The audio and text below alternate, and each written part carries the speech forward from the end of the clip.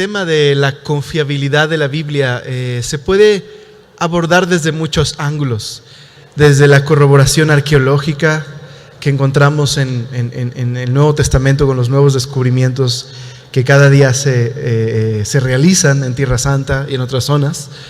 Podríamos hablar acerca de las evidencias internas, la coherencia del mensaje. Hay muchas áreas en las que podríamos hablar acerca de la confiabilidad de la Biblia. Pero el asunto en el que nos vamos a enfocar el día de hoy es a responder la siguiente pregunta. ¿Lo mismo que se escribió el día de ayer es lo mismo que tenemos el día de hoy en nuestro Nuevo Testamento? Esa es la pregunta que queremos abordar. No tendríamos el tiempo de abordar todas las demás. Teniendo eso en mente, comencemos nuestro tema. Lo que vamos a estudiar el día de hoy es la confiabilidad de la Biblia. ¿Cómo sabemos que lo que tenemos el día de hoy es lo mismo que se escribió el día de ayer? Bueno, la disciplina de estudios del Nuevo Testamento que se dedica específicamente a tratar este tema de la reconstrucción textual del Nuevo Testamento se conoce como la crítica textual. Y hace algunos años que varios libros han traído a la luz, con libros bastante casuales, esta disciplina. Sobre todo en los Estados Unidos existe un autor que es un autor muy reconocido. Sin embargo, sus libros han traído nuevos desafíos para la integridad del Nuevo Testamento. Básicamente, lo que conoces como el gran argumento en contra de la fidelidad en la transmisión textual del Nuevo Testamento es la siguiente: no tenemos los documentos originales del Nuevo Testamento. Lo único que tenemos son copias. Pero aparte lo que tenemos son copias de las copias, de las copias, de las copias, de las copias, de las copias. Así que, ¿cómo podemos saber que lo que tenemos el día de hoy es lo mismo que fue escrito el día de ayer? Bueno, el día de hoy vamos a tratar de tener un breve resumen de la disciplina de la crítica textual y cómo ésta nos brinda gran certeza y confianza en cuanto a la reconstrucción del Nuevo Testamento en un 99.99% de pureza. Ok, entonces empecemos con lo primero. Este es nuestro reto en esta conferencia, responder a estas preguntas. ¿Cuántas variantes existen en los manuscritos? Porque ningún manuscrito es igual, idéntico. Todos tienen diferencias. Y entonces, si tenemos variantes entre un manuscrito a otro, y ya que la imprenta de partes móviles inventada por Johannes Gutenberg no fue hasta prácticamente en 1400 cuando se inventó, todas las demás copias son a mano y por lo tanto había variantes de manuscrito a manuscrito. La pregunta es, ¿qué tipo de variantes son? ¿Cuál es la naturaleza de estas variantes? Entonces, en la primera pregunta lo que estamos lidiando es el número de variantes, con lo que estamos lidiando. En la segunda es la naturaleza de las variantes. ¿Qué tipo de variantes son? ¿Afectan al texto? Y por lo tanto, tenemos que hacer la pregunta honesta.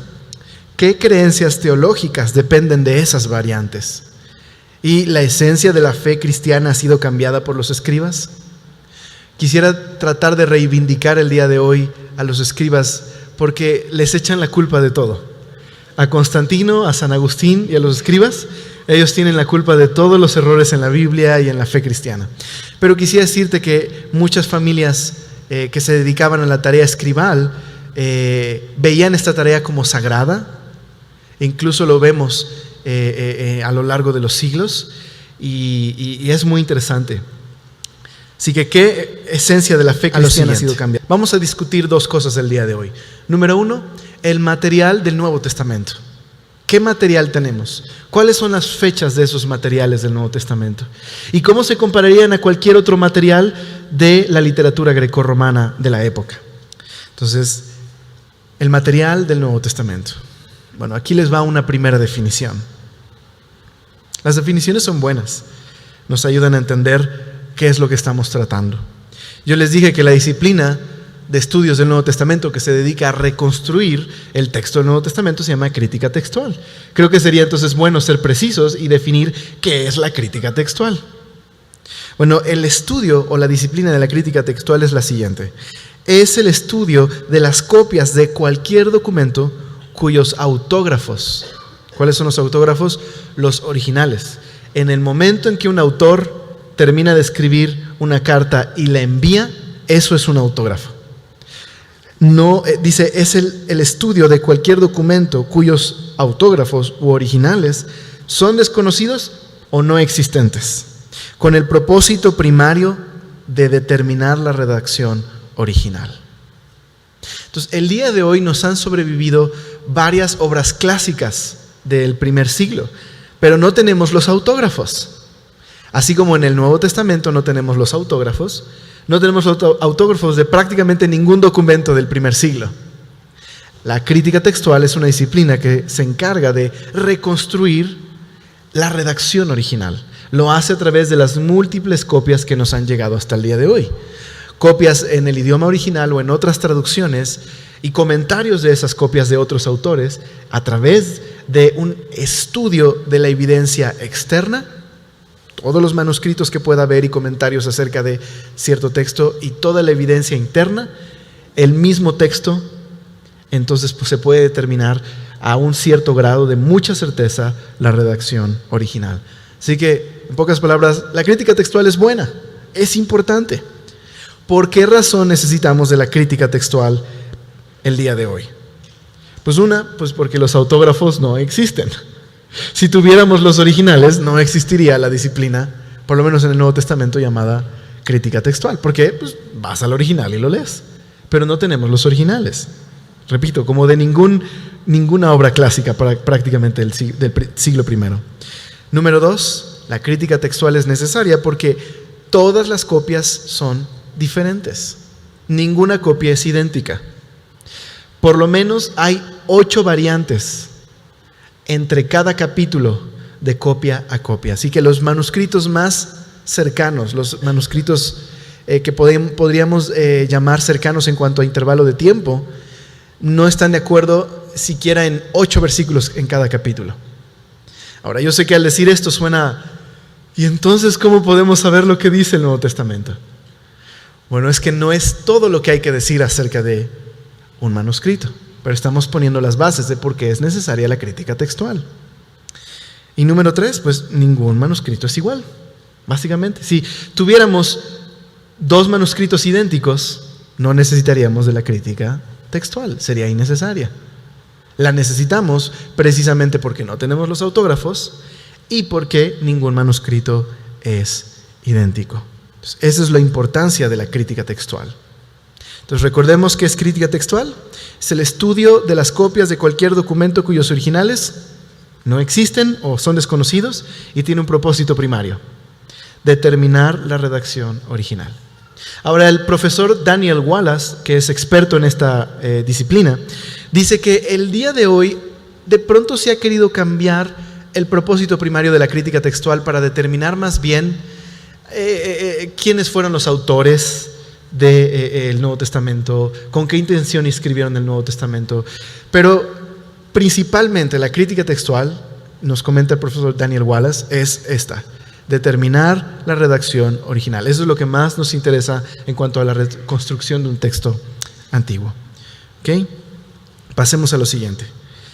Si comparamos entonces el material del Nuevo Testamento con el material de cualquier otro documento del primer siglo, si no tenemos los originales de ninguno, ¿qué tanta diferencia hay entre el Nuevo Testamento y cualquier otro escrito antiguo? Bueno, como te darás cuenta, realmente podríamos decir que el Nuevo Testamento, en cuanto a material manuscrito, no tiene parangón en comparación con cualquier otra obra de su época, de primer siglo. Entonces, veamos un pequeño contraste de esto. No podemos traer todas las obras clásicas, pero hablaremos de algunos historiadores romanos importantes y de cuántas copias tienen y cuánto pasó entre la redacción original y la primera copia. Entonces tenemos aquí a 3 hombres. Tenemos, por ejemplo, a Livio, que escribió parte importante de la historia de Roma, de las guerras púnicas, y él tenemos los manuscritos más tempranos de él, las primeras copias, están fechadas en el año 300 después del original. Entonces la brecha entre el original y la primera copia está a una distancia de 300 años. Y de este solo tenemos 30 copias. De ellas, algunas son pedazos, fragmentos y otras son copias completas. Luego tenemos a Tácito, el gran historiador. Su manuscrito más temprano, es decir, su copia a mano más temprana, es del siglo IX del original. Es decir, que tenemos una brecha de más o menos unos 800 años entre el original y la primera copia. Por lo menos que ha sobrevivido hasta el día de hoy. Y solo tenemos 3 copias de Tácito. Ahora, cualquier historiador moderno ha reconocido a Tácito como el gran historiador romano. Y no se pone en duda su historicidad, su confiabilidad. Pero solo tenemos 3 manuscritos y 800 años de distancia entre el original y la copia. Y luego tenemos a otro gran historiador, a Suetonio, decían Tonio de cariño, del 69 al 140. Sus manuscritos más tempranos están fechados en el siglo IX. Nuevamente tenemos 800 años de brecha entre el original, por lo menos que haya sobrevivido, y la primera copia, y alrededor de 200 copias, lo cual es mucho, son bastantes copias. Ahora, ¿por qué nos interesa esto? Porque lo vamos a comparar con el Nuevo Testamento. El argumento que escuchamos el día de hoy es el siguiente: tenemos solo copias de las copias de las copias de las copias de las copias de las copias, y algunas de muchos años del original. Así que ¿cómo podemos saber con certeza que en ese proceso de copiado no fue manipulado el Nuevo Testamento? Y lo que dice el día de hoy simplemente se ajusta a las preferencias teológicas de los escribas de, por ejemplo, la Edad Media. Los que querían favorecer a un Jesús que es divino en contraste con un Jesús que solamente es humano. Bueno, estos historiadores son reconocidos como historiadores confiables el día de hoy. Y vemos una gran brecha en cuanto al tiempo de la copia del original, y también vemos no tanta abundancia de material manuscrito. Bueno, vamos a compararlo con el Nuevo Testamento. El Nuevo Testamento tiene tan solo en griego 5.700 copias, tan solo en griego. Y hay muchas que no se han catalogado y que se siguen descubriendo hasta el día de hoy. Entonces, solo comparando el griego, ya tenemos una distancia muy larga entre siquiera Suetonio. Ahora, el otro historiador, el otro escritor más atestiguado en el sentido de transmisión textual, mejor atestiguado, es Homero con la Odisea, que lleva 2.200 copias. Pero Homero escribió 800 años antes de los historiadores que mencionamos del primer siglo, así que son muchos años de ventaja. Pero en comparación con el primer siglo, el Nuevo Testamento tiene 5.700 copias. En latín tenemos alrededor de 10.000 copias. Y sabemos que por lo menos hay copias. No tenemos esas copias de latín del segundo siglo, pero sabemos que se escribió, por lo menos se copió a partir del segundo siglo al latín. Y más adelante el latín fue, la Vulgata Latina, una Biblia muy importante. La Vulgata Latina probablemente se escribió, algunos creen, en África y para África y no tanto para Roma, debido a que el centro del cristianismo latino en un tiempo estuvo en África. Tenemos al gran San Agustín de Hipona, el gran Jerónimo, probablemente se escribió ahí. Pero más adelante el emperador Constantino cambia la capital del imperio hacia Constantinopla, la antigua ciudad de Bizancio, y por lo tanto el cristianismo latino pasa a ser más dominante en el imperio romano, sobre todo en el norte de África y más adelante en Roma y la parte de la Britania romana. Por eso el latín se volvió una lengua a partir del IV siglo mucho más dominante que el griego. Luego tenemos otros idiomas, que es el copto, que básicamente son jeroglíficos egipcios pasados al griego, y siriaco, son los dos idiomas más importantes que tenemos traducciones, el etíope, y luego tenemos el armenio, georgiano, etc.